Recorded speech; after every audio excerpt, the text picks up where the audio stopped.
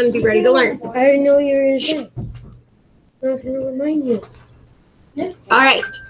Remind me, what is a protagonist? Didn't know you were going to say. Zeke, I saw your hand first. I'll actually go with Zeke first. It's like the bad guy and the antagonist. No, the protagonist is the good guy, and the antagonist is the bad guy. There you go. Protagonist is the good guy. Antagonist, bad guy. How can we remember that protagonist is the good guy? Because pro is good. Protagonist, how am I remembering it? Because pros are good. Pros, athletes, like a pro athlete is like really good at what they do. Pros and cons. Pros and cons. The pros are the good thing, the cons are the bad. Okay. I hear people talking that don't have their hands raised. Stop with that. DJ. Actually, a protagonist is the main character that you hear from the most. So in a third-person story, it can be a group of characters, but the protagonist is the character that you most often hear from. So in a superhero comic, it would be the hero. But that doesn't always mean that he is a hero. He could still be a bad guy. It means he's the main character. Right. So in our story, who is the protagonist? Billy. Billy Bob. Do we have anybody that's against Billy right now? Do we have an antagonist? The coon. Okay, maybe a coon, but not really. No, because No. not the coons, because they're just a minor little detail. There's not like a single coon that is a repeating character. Okay. The So- mom, Mr. Wingtail. And guess what? The town is. Okay. No, the hounds aren't antagonists. An antagonist is like the person that's against. We don't have an antagonist yet, but hold on tight because we've got a chapter to read today. Why are you guys yelling? Sean. What about the mom? She's one of She's not against him. She's his mom. She doesn't want No. An antagonist is a truly Evil. against something. Somebody that's like against another person. Like the bad guy. Like so in DJ's superhero comic example. So if we were reading in superhero comics. Superman, we're not going Avengers here. We're going DC. Okay. We're Superman. Who is the antagonist? Who is Superman's villain? Zod. Yeah. Well, I'm old school Superman. I'm thinking Lex Luthor. Yeah. Batman and Okay. Joker. Miss Pat. Batman and Joker. Boom. All right. Batman Batman, and Joker. Joker. Okay. Bane. And Bane. Penguin. Bane. Okay. Mr. Yeah, I could Freeze. see that. That's a more recent one. Also Okay. in Catwoman. Black All right. So we've got this. So why are we talking about protagonist and antagonist today? Why do you think? We're gonna Haley, why do you think? Now that you said that, maybe there's gonna be somebody who's gonna do something with. Yep. Okay. Avengers and Thanos. Correct. That would be another example. Yes, Thanos is like the ultimate antagonist. Ugh, Yeah. Thanos. Yeah, he just Go away. But Kaylee's reading my mind. Why are we talking about protagonist and antagonist today? Maybe, just maybe, an antagonist is going to show up. Well, why would we talk Today. about it? Go out. Sean says, quit talking about it and let's just get to it. No, she Lily, what do you think? Miss Rouse. I can make sure you're recording. I am recording. That would be a darn shame if I'd have been talking this whole time. All right. Get my coffee. Here we go, chapter 12. I'm ready. Chapter 12. The fame of my dogs spread all over our part of the Ozarks. They were the best in the country. No coon hunter came into my grandfather's store with as many pelts as I did. Grandpa never overlooked.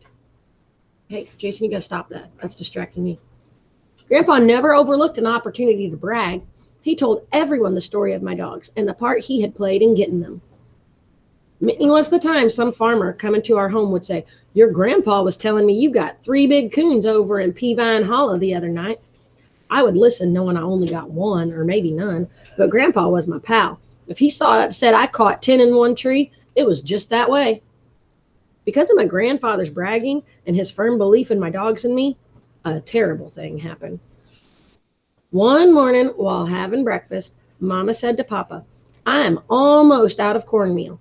Do you think you can go to the mill today? Papa said, I intended to butcher a hog. We're about out of meat. Looking at me, he said, shell a sack of corn, take one of the mules, and go to the mill for your mother. With the help of my sisters, we shelled the corn. Throwing it over our mule's back, I started for the store. On arriving at the mill house, I tied my mule to the hitching post, took my corn, and set it by the door. I walked over to the store and told Grandpa I wanted to get some corn ground. He said, I'll be with you in just a minute. As I was waiting, I heard a horse coming. Looking out, I saw who it was, and I didn't like what I saw. It was the two youngest Pritchard boys. I'd run into them on several occasions during pie suppers and dances. The Pritchards were a large family that lived upriver about 5 miles, and in most small country communities, there is one family that no one likes. The Pritchards were it. Tales were told that they were bootleggers, thieves, and just all around no accounts. The story had gone round that old man Pritchard had killed a man somewhere in Missouri before moving to our part of the country. Reuben was 2 years older than I, big and husky for his age. He never had much to say. He had mean-looking eyes that were set far back in his rugged face. They were smoky-hued and unblinking, as if the eyelids were paralyzed. I had heard that once he'd cut a boy with a knife in a fight over at the sawmill. So, this isn't like the Herdmans. These boys are like, this family's like legit bad news. Fiona. I'm actually just about to need to make I think it's the best Christmas story ever because of the fact it sounds just like the Herdman when they do all of the bad stuff and everything. That sounds And there's a just big like deal. Right, so Fiona's making that same text-to-text connection. The Pritchards sound kind of similar to the Herdmans in Best Christmas Pageant Ever. Just No, a family of all bad kids that up to no good. Macy, stop. I don't want you to fall, baby. and they All are right. a big family like Okay, yep. Kane. It's kind of like, I think we found our antagonists already. Yeah. Like in the first couple pages, we already found them. Like, oh, Oh, so yeah, these sound like these might be some antagonists coming up here. All right. Rainey was the youngest, about my age. He had the meanest disposition of any boy I had ever known. Because of this, he was disliked by young and old. Wherever Rainey went, trouble seemed to follow. He was always wanting to bet and would bet on anything. He was nervous and could never seem to stand still. Once at my grandfather's store, I had given him a piece of candy. Snatching it out of my hand, he ate it and then sneered at me and said it wasn't any good. During a pie supper one night, he wanted to bet a dime that he could whip me. My mother told me to always be kind to Rainey, that he couldn't help being the way he was. I asked why. She said it was because his brothers were always picking on him and beating him. On entering the store, they stopped and glared at me. Reuben walked over to the counter. Rainey came over to me. Leering at me, he said, I'd like to make a bet with you. I told him I didn't want to bet. He asked if I was scared. No, I just don't want to bet, I said. His neck and ears looked as though they hadn't been washed in months. His ferret-like eyes kept darting here and there. Glancing down to his hands, I saw the back of his right sleeve was stiff and starchy from the constant wiping of his nose. ooh. He saw I was looking him over and asked if I liked what I saw. I started to say no, but didn't, turned and walked away a few steps. Reuben ordered some chewing tobacco. Aren't you a little young to be chewing, Grandpa asked. Ain't for me, it's for my dad, Reuben growled. Do you guys believe that? No. Grandpa handed 2 plugs to him. He paid for it, turned around, handed 1 plug to Rainey. Holding the other up in front of him, he looked it over. Looking at Grandpa, he gnawed at one corner of it. Grandpa mumbled something about how kids were brought up these days. He came from behind the counter saying to me, let's go grind that corn. The Pritchard boys made no move to follow us out of the store. Come on, Grandpa said. I'm going to lock up till I get this corn ground. We'll just stay here. I want to look at some of the shirts, said Reuben. No, you won't, said Grandpa. Come on, I'm going to lock up. Begrudgingly, they walked out. What does that mean, begrudgingly? Okay, they want to. They didn't want to. Be more specific, Jason, begrudgingly. Like, I'm gonna find a way in here one way or another. No, not exactly. Just have Well, I don't know why that came up. Go away. Go away. Begrudgingly, Maggie. Wanting to do something that you like, even though someone told you not to. Right. It's kind of like You're doing what somebody told you to, but you don't want to follow their direction. that's always me. That's always Jason. I believe that. That's always my son. It doesn't matter. Landon, make your bed. Making his bed. Landon, put your shoes away. Put your shoes away. Like, no matter what I ask Landon Babb to do, he does it begrudgingly. There's always like I'm torturing him or like cutting his arm off, or you would think I was cutting his arm off.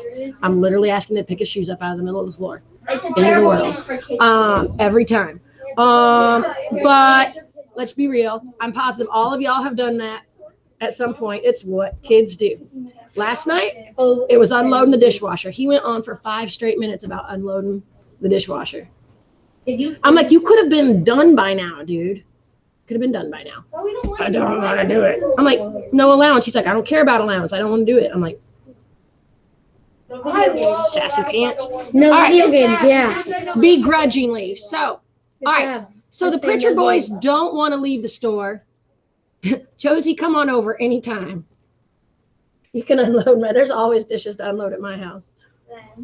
That's actually really fun.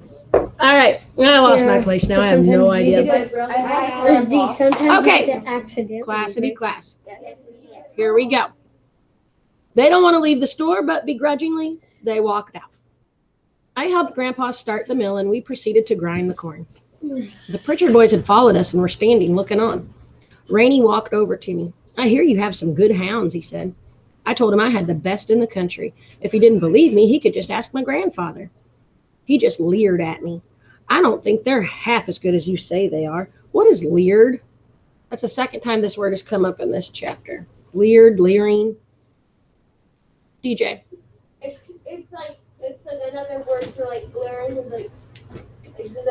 like staring up there, but you're like looking at him over here and you're at him. All right, yeah, kind of like glaring, sort of, but tell me more. What he's trying to do?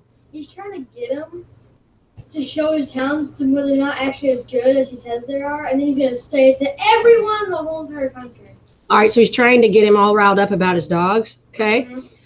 He's just leering. Leering means, yeah, he's kind of glaring, but like in like a smart aleck kind of a Kinda way. like luring him to do something. Yeah, he's Like- trying to like irritate him and get under his skin. Okay. And so like he's saying this in a sarcastic way. I don't think they're half as good. Like he's making like a sarcastic face while he's running his mouth. Okay. I don't think they're half as good as you say they are, he said. Bet our old blue tick hound can outhunt both of them. I laughed. Ask Grandpa who brings in the most hides. I wouldn't believe him. He's crooked, he said. I let him know right quick that my grandfather was not crooked. He's a storekeeper, ain't he? He said. I glanced over at Grandpa.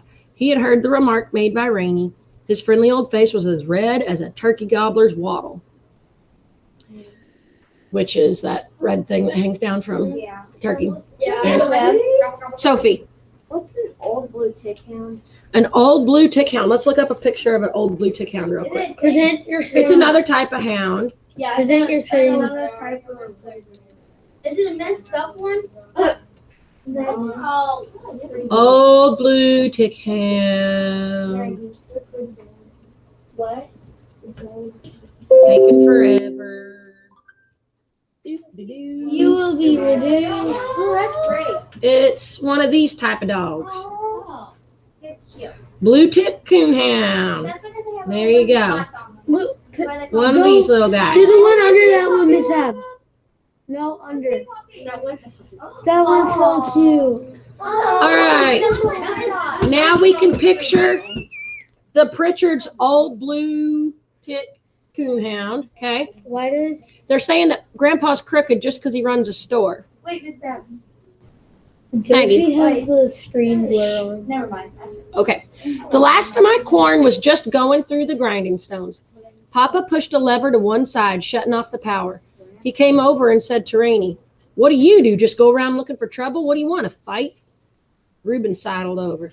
This ain't none of your business, he said. Besides, Rainey's not looking for a fight. We just want to make a bet with him. Grandpa glared at Reuben. Any bet you make sure would be a good one, all right. What kind of a bet? Reuben spat a mouthful of tobacco juice on the clean floor. Ugh. He said, well, we've heard so much about them hounds of his, we just think it's all a lot of talk and lies. We'd like to make a little bet, say about $2. I had never seen my old grandfather so mad. The red had left his face. In its place was a sickly paste gray color, the kind old eyes behind his glasses burned with a fire I had never seen. In a loud voice, he asked, bet on what? Reuben spat again. Grandpa's eyes followed the brown stain in its arch until it landed on the clean floor and splattered. With a leering grin on his ugly, dirty face, Reuben said, well, we got an old coon up in our part of the country that's been there a long time. Ain't no dog yet ever been smart enough to tree him in that. Rainey broke into the conversation. He ain't just an ordinary coon. He's an old-timer. Folks call him the ghost coon. Believe me, he is a ghost. He just runs hounds long enough to get them all warmed up, then climbs a tree and disappears. Our old blue hound has treated him more times than Reuben told Rainey to shut up and let him do the talking. Looking over at me, he said, what do you say? You want to bet $2 your hounds can tree him? I looked at my grandfather, but he didn't help me. $2 then was I told Reuben I didn't want to bet, but I was pretty sure my dogs could tree the ghost coon. Rainey butted in again. What's the matter, you yella? What does that mean, you yella? You're scared. Yeah. Scared? That's like Wait. chicken. Yeah, you chicken. Okay. I felt the hot blood rush into my face. My stomach felt like something alive was crawling in it. I doubled up my right fist and I was on the point of hitting Rainey in one of his eyes when I felt my grandfather's hand on my shoulder. I looked up and his eyes flashed as he looked at me. A strange little smile was tugging at the corner of his mouth. The big artery in his neck was pounded in and out. It reminded me of a young bird that had fallen out of a nest and lay dying on the ground. Still looking at me, he reached back and took his billfold from his pocket, saying, let's call that bet. Turning to Reuben, he said, I'm going to let him call your bet, but now you listen. If you boys take him up there to hunt the ghost coon and jump on him and beat him up, you're sure going to hear from me, and I don't mean maybe. I'll have both of you taken to Toledo and put in jail. You'd better believe that. Reuben saw he had pushed my grandfather far enough. Backing up a couple of steps, he says, we're not going to jump on him. All we want to do is make a bet. Grandpa handed me two $1 bills, saying to Reuben, you hold your money and he can hold his. If you lose, you'd better pay off. Looking back to me, he said, son, if you lose, pay off. I nodded my head. I asked Reuben when he wanted me to come up for the hunt. He thought a minute.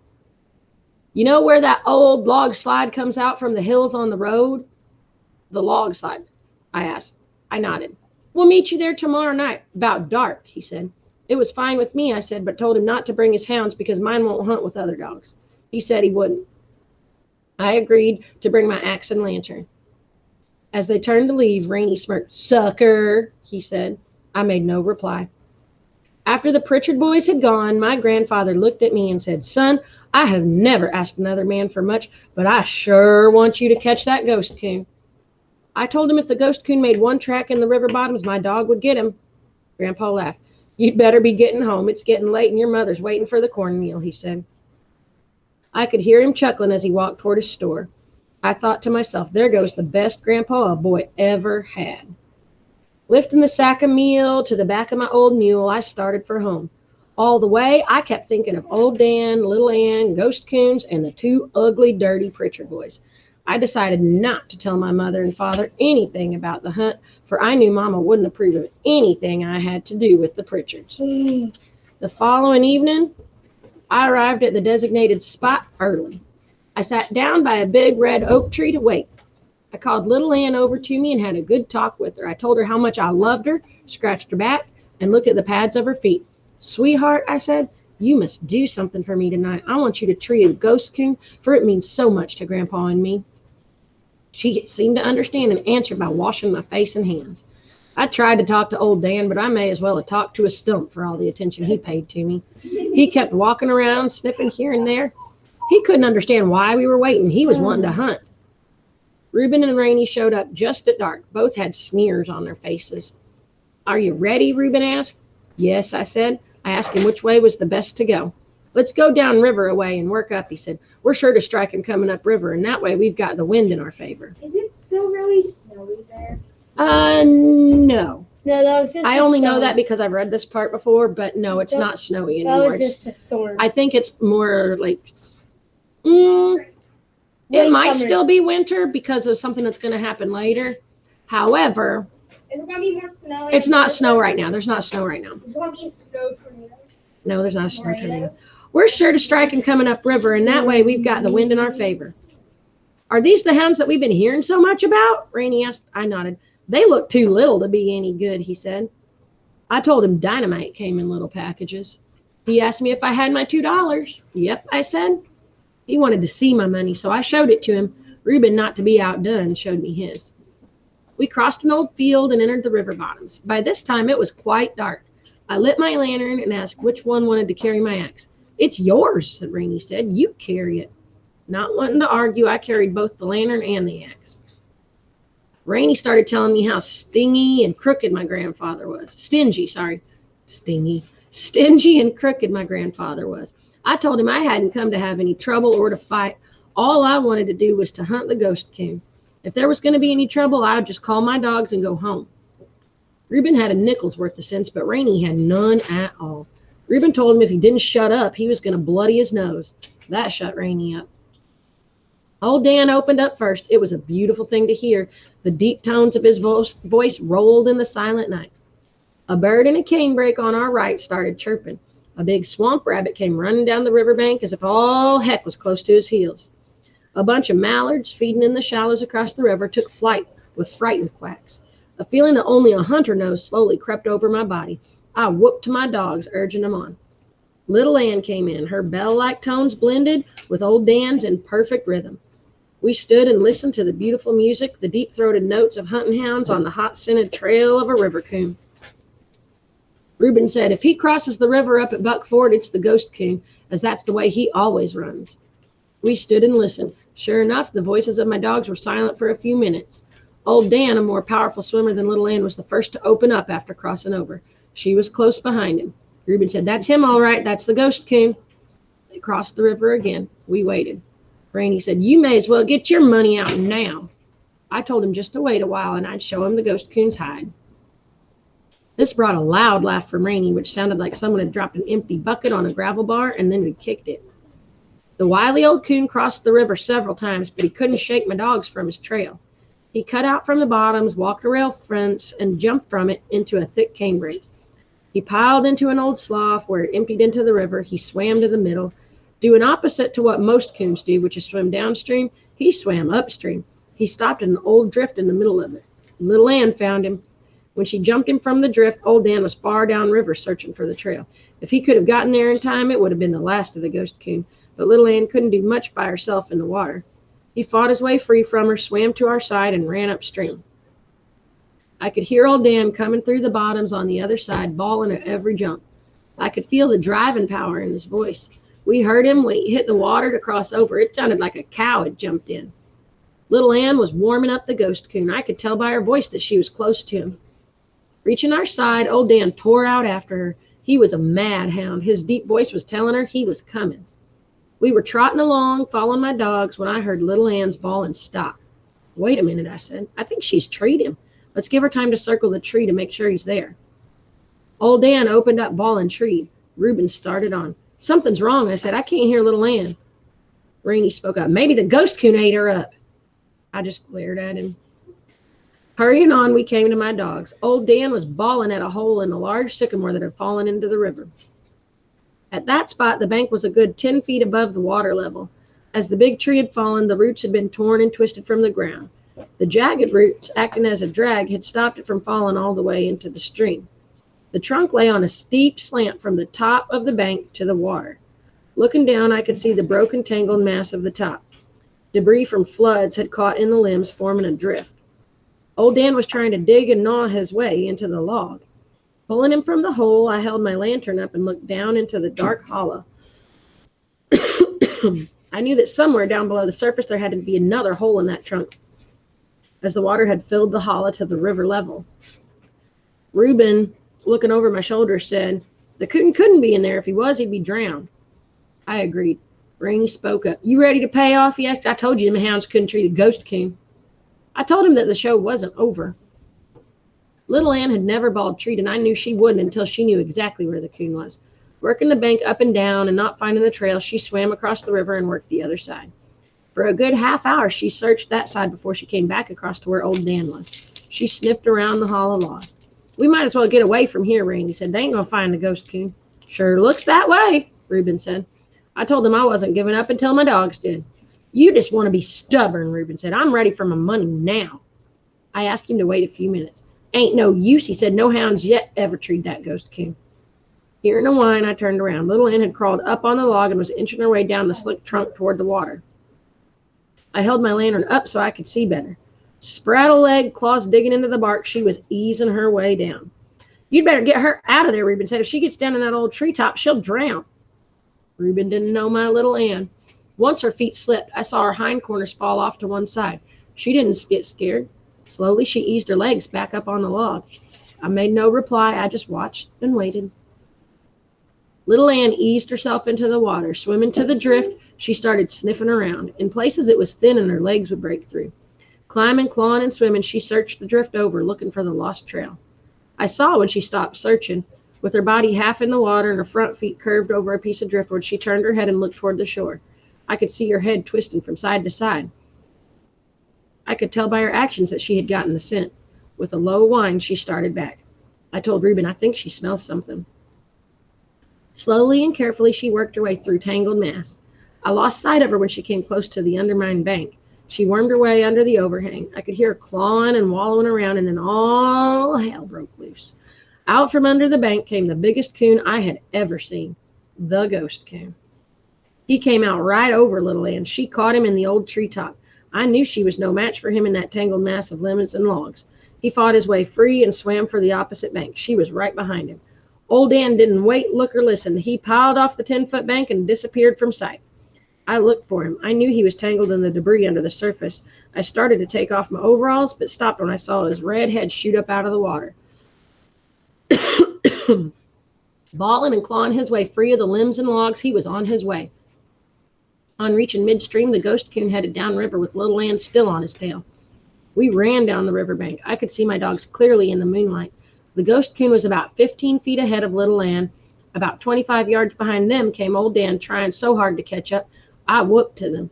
Reuben grabbed a pole, saying, "He may come out on this side." Knowing the ghost coon was desperate, I wondered what he would do. Reaching a gravel bar below the high bank, we ran out on it to the water's edge. Then the ghost coon did something that I never expected. Coming even with us, he turned from midstream and came straight for us. I heard Reuben yell, "Here he comes!" He churned his way through the shallows and ran right between us. Reuben swung his pole, missed the coon, and almost hit Little Ann. The coon headed for the river bottoms with her right on his heels. The bawling of Little Ann and our screaming and hollering made so much noise I didn't hear Old Dan coming. He tore out of the river, plowed into me, and knocked me down. We ran through the bottoms, following my dogs. I thought the ghost coon was going to go back to the sycamore log, but he didn't. He ran upriver.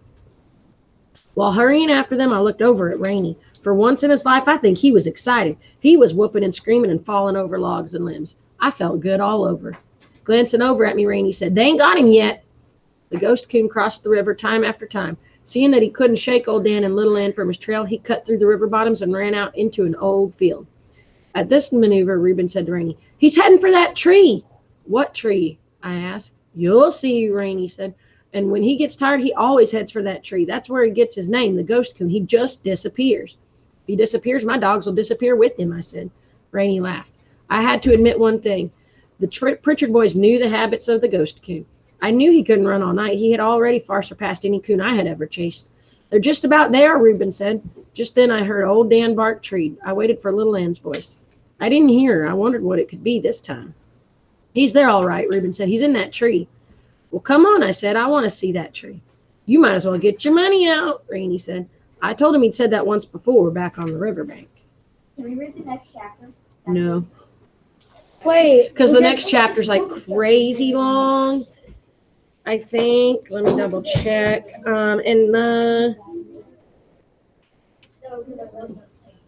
People don't read ahead. Yeah, it's long. Yeah, the next chapter. No, we're not going to the next chapter. It's long and something big. Is it the red fern where the red fern actually comes in? Yeah. Why Not is yet. it the red fern? Not yet, but don't read ahead. I am. Don't I'm read reading. ahead. Do you think I- it's the red sad? You have. Because I have that book at home. I think it's sad. But it's just the body or All right, guys. I'm going to be handing out your worksheet. I do want you again today to do all of it. Do you have a background on, Josie? Are you in the jungle now? Just looked up and I was like, what's going on? All right, I do want you to do the entire worksheet today, the little book, the part at the beginning, the questions, the vocab, and the enrichment. I want you to do all of it today. Oh. You've got plenty of time. We did okay? that yesterday too. It is a blue and white jungle. It's almost like some fancy like jungle fabric curtain or something behind you. Josie, you're so silly. All right, guys, let me pass out your. You want to pass out the worksheets? No, Yeah, and I need a pencil because look, it's all messed up. See, and like if you can push it in, it comes out the back. That's bizarre. All right, look, there's pencils. Bye. All right, guys. All right, I'm gonna hit stop record. You guys are good to go. I will see you later for math.